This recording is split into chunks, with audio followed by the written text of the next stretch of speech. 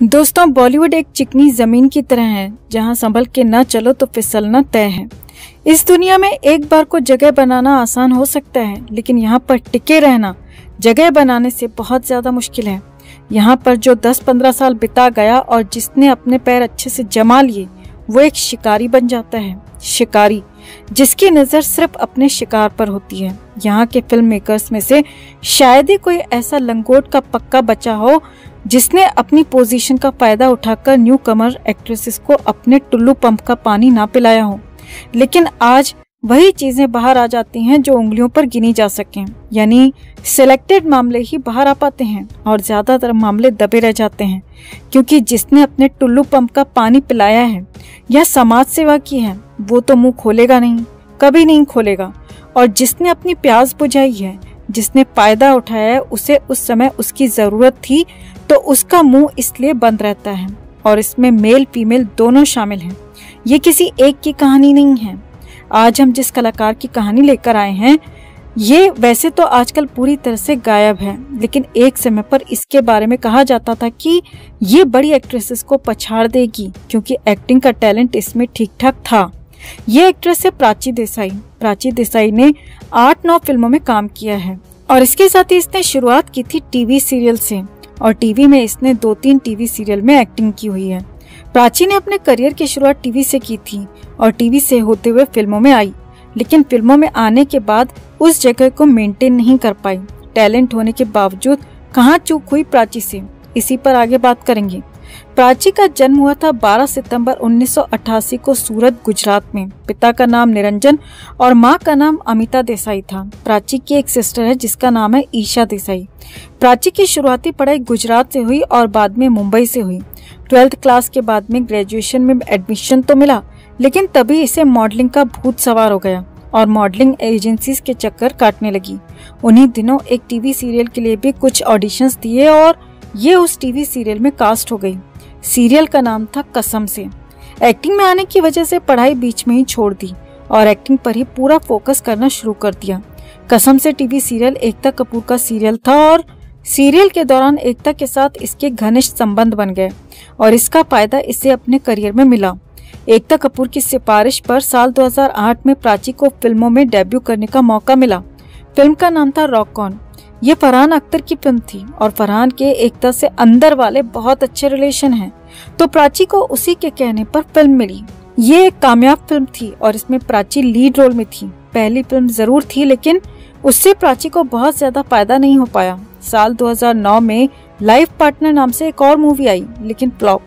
ये फिल्म भी एकता कपूर की वजह से ही मिली थी, क्योंकि लाइफ पार्टनर में तुषार कपूर भी एक्टिंग करने की पूरी कोशिश कर रहा था, तो उसी फिल्म में प्राची को भी फिट कर दिया। इसके बाद एकता ने प्राची को अपनी अगली film once upon a time in Mumbai में कास्ट किया। ये फिल्म सक्सेसफुल मूवी थी, लेकिन प्राची को इस फिल्म के बाद भी ना तो बहुत ज्यादा मौके मिले और ना ही कोई ज्यादा फायदा हुआ। प्राची उस समय एकता कपूर की बहुत ज्यादा खास मानी जाती थी और हर बड़ी छोटी पार्टी में एकता के साथ दिखती थी। एकता वैसे भी गर्ल्स गैंग बनाने के लिए जानी जाती है। एकता नई नई लड़कियों को अपने ग्रुप में शामिल करती है और उन्हें अपने साथ हर पार्टी में लेकर जाती है। कितनी नई नई लड़कियां ऐसी हैं जिन्हें ये अपने सीरियल में काम दे न दे, लेकिन उन्हें अपनी पार्टी में जरूर बुलाती है। प्राची भी एकता कपूर के साथ बहुत ज्यादा खुश थी, लेकिन उसका करियर आगे नहीं बढ़ पा रहा था। Once upon a time in Mumbai के दौरान खबर आने लगी कि प्राची के तार इमरान हाशमी के साथ उलझ गए हैं। ये दोनों काफी ज्यादा एक दूसरे के साथ स्पॉट होने लगे थे और कहा यह भी जाता है कि एकता कपूर की वजह से ही इमरान हाशमी को प्राची के खेत में हल चलाने का मौका मिला था। लेकिन ये चीजें बहुत ज्यादा समय तक नहीं टिक पाईं और जल्दी ही दोनों अलग अलग गाड़ी में बैठकर अपने अपने घर को रवाना हो गए। प्राची हालांकि इक्का दिक्का फिल्मों में ही काम कर रही थी, लेकिन उसका सारा फोकस फिल्मों पर ही था और टीवी पर उसने काम करना कम कर दिया था या कह सकते हैं बंद कर दिया था। कसौटी जिंदगी की इस सीरियल में लीड रोल में थी श्वेता तिवारी, लेकिन उन दिनों एकता कपूर के तबेले में प्राची नई आई थी, तो इसी सीरियल में प्राची के लिए एक अलग से एक स्पेशल रोल लिखा गया। खुद प्राची ने कहा था कि एकता ने सिर्फ उसके लिए वो रोल लिखवाया था ताकि उसे काम मिल सके। ऐसा नहीं है कि एकता कपूर सिर्फ प्राची पर ही इस कदर पैदा हुई थी, और भी कई सारी एक्ट्रेसेस थीं जो एकता कपूर के ग्रुप में सर्विस दे चुकी थीं। श्वेता तिवारी, संध्या मृदुल, साक्षी तंवर, अनीता हंसनंदानी, आशा नेगी और इसके अलावा बहुत सारी एक्ट्रेसेस हैं। लेकिन इन सब का एक टाइम पीरियड होता है। उसके बाद एकता के ग्रुप में नई नई लड़कियां शामिल हो जाती हैं जो कम एज की होती हैं, और जो पुरानी वाली होती हैं एज बढ़ने के बाद वो साइड हो जाती हैं। साल 2012 में प्राची बोल बच्चन नाम की एक फिल्म में काम कर रही थी। ये रोहित शेट्टी की फिल्म थी। इस फिल्म के दौरान प्राची और रोहित एक दूसरे के नजदीक आए तो रोहित ने प्राची को अपने पंखे पर टांग दिया। फिल्म के दौरान काफी चर्चा होने लगी थी कि रोहित प्राची को अपने पंखे पर घुमा रहा है। रोहित शादीशुदा था, लेकिन फिर भी वो प्राची को पसंद करने लगा था। इसके बाद हालात ये आ गए कि रोहित शेट्टी ने अपनी वाइफ को तलाक देने का मन बना लिया और अपना बोरिया बिस्तर लेकर प्राची के खेत में खूंटा गाड़ दिया। मतलब दोनों लिव इन में रहने शुरू हो गए। ये दोनों लिव इन में रहे लगभग 6 से 8 महीने। लेकिन उसके बाद रोहित को खुद ही एहसास हुआ कि उसने कुछ ज्यादा ही ड्राइविंग कर ली है, और इससे ज्यादा ड्राइविंग की तो क्लच प्लेट खराब हो सकती है। बस इसके बाद रोहित गाड़ी से नीचे उतरा और वापस अपनी पुरानी फिएट के पास आ गया। प्राची हालांकि रोहित से शादी करने के सपने देख रही थी, लेकिन रोहित लिव इन में रहने के बाद बदल गया। या ये कह सकते हैं कि रोहित को ये महसूस हो गया था कि ये इंजन लाइफ टाइम नहीं चल सकता, तो उसने प्राची को साइड कर दिया। प्राची सीरियल्स में काम करना चाहती थी तो कर सकती थी, लेकिन वो फिल्मों में करियर बनाने के चक्कर में सीरियल के ऑफर्स को भी ठुकराती रही, और रिजल्ट एक समय के बाद ये रहा कि बोल बच्चन के बाद इसकी जितनी भी फिल्में आई वो सारी की सारी बॉर्नविटा पी के भी थिएटर में कोई कमाल नहीं दिखा पाई। आई, मी और मैं, पुलिसगिरी, अजर, रॉक ऑन 2, सारी की सारी फिल्में एक के बाद एक फ्लॉप साबित हुई। बॉलीवुड में जब एक्ट्रेसेस फ्लॉप होने लगती हैं तो उन्हें लगता है कि फिल्मी पार्टीज में जाकर फिल्में मिल जाएंगी। ये सबकी सोच होती है, लेकिन फिल्मी पार्टियों से भी फिल्म वही झटक पाती हैं जो शातिर होती हैं। वरना यहाँ के कुछ फिल्म मेकर्स और बड़े बड़े एक्टर्स इतने ढीठ होते हैं कि ऐसी एक्ट्रेसेस को अपने हवाई जहाज पर पूरे ब्रह्मांड की सैर कराते हैं और फिल्म देने के नाम पर फोन उठाना तक बंद कर देते हैं। ये एक हकीकत है। प्राची ने भी खूब कोशिश की, लेकिन 2013-14 के बाद इसका करियर पूरी तरह से खत्म हो गया था। उसके बाद 3-4 फिल्में आई थी इसकी, जैसे अजर, रॉक ऑन 2 और साइलेंस। ये ऐसी फिल्में थी जो लगातार फ्लॉप थी, बेकार थी। सीरियल इसने कायदे से 2 ही किए थे, और दोनों सीरियल एकता कपूर के सीरियल थे। फ्लॉप फिल्में देने के बाद पार्टियों में और फिल्म मेकर्स के बेडरूम में चक्कर काटने के बाद आखिर में एक ही हथियार बचता है जिससे वो पब्लिसिटी बटोरने का काम करती हैं, और वो है कास्टिंग काउच पर खुलासा करना या नेपोटिज्म पर बयान देना। प्राची ने भी कुछ समय पहले बयान दिया था कि उसका करियर नेपोटिज्म की वजह से बर्बाद हुआ था। ग्रुपिज्म करके उससे काम छीना गया, उसे फिल्मों से बाहर निकाला गया, और उसका करियर ग्रुपिज्म की वजह से आगे नहीं बढ़ पाया। लेकिन प्राची ये भूल गई कि उसे नेपोटिज्म की प्रोडक्ट एकता कपूर ने पहली बार अपने सीरियल में काम दिया था, ब्रेक दिया था, और पहली फिल्म इसको जो मिली थी वो भी इसी एकता कपूर की वजह से ही मिली थी। वो दूसरे प्रोडक्ट की फिल्म थी, यानी नेपो कीड़े की फिल्म थी, फरहान अख्तर की मूवी।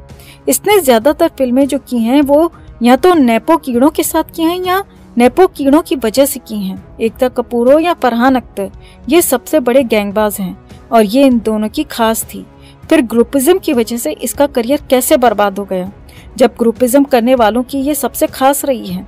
दरअसल ये सिर्फ बहती गंगा में हाथ धो रही है। पहले तो अपनी दुकान का सारा सामान इसने बिना दिमाग लगाए सबको बांट दिया, और बाद में सोच रही थी कि सामान लूटने के बाद अब इसे वो लोग इसकी कीमत देंगे।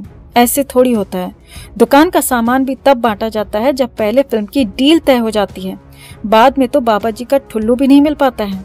लेकिन आजकल नेपोटिज्म और ग्रुपिज्म पर चर्चा होती रहती है, तो इसने भी मौके का फायदा उठाने की पूरी कोशिश की, और अपने करियर के फ्लॉप होने का जो बहाना था, जो रीजन था, वो नेपोटिज्म के सर पर फोड़ दिया। नेपोटिज्म पर बयान देकर ये सिर्फ सिंपैथी गेन करना चाहती थी और कुछ नहीं। वैसे प्राची खुद को बहुत ज्यादा प्रैक्टिकल मानती है। प्राची कहती है कि वो इमोशनल होकर डिसीजन नहीं लेती और काफी ज्यादा प्रैक्टिकल है। प्राची ने अपने बारे में एक किस्सा बताया था कि एक बार वो अपने बॉयफ्रेंड से मिलने विदेश गई। वो उसे सरप्राइज देना चाहती थी वहां जाकर, लेकिन उसके बॉयफ्रेंड ने उससे झूठ बोला था। वो इस देश की जगह किसी दूसरे कंट्री में था और किसी दूसरी लड़की के साथ एंजॉय कर रहा था। प्राची ने कहा कि उसे इस बात का कोई दुख नहीं हुआ, हाँ थोड़ा सा मलाल हुआ, लेकिन उसने दुख नहीं मनाया, उसने तुरंत दूसरा बॉयफ्रेंड बनाया और वो दूसरा बॉयफ्रेंड उसके लिए विदेश गया और दोनों ने वहाँ पर छुट्टियाँ एंजॉय की। प्राची काफी ज्यादा प्रैक्टिकल है, ये सच है। प्राची प्रैक्टिकल है, वरना 8-9 फिल्मों से, 2-3 टीवी सीरियल्स या 1-2 दूसरे प्रोजेक्ट से कोई 180 करोड़ की संपत्ति कैसे बना सकता है।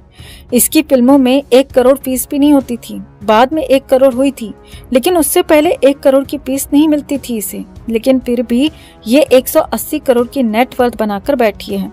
प्राची जैसी एक्ट्रेस पहले तो अपनी हरी भरी फसल को आवारा पशुओं पर बर्बाद करवा लेती हैं कि बाद में कंपनसेशन मिल जाएगा, और जब कंपनसेशन नहीं मिलता तब विक्टिम कार्ड खेलने लगती हैं। प्राची देसाई की इस वीडियो में इतना ही।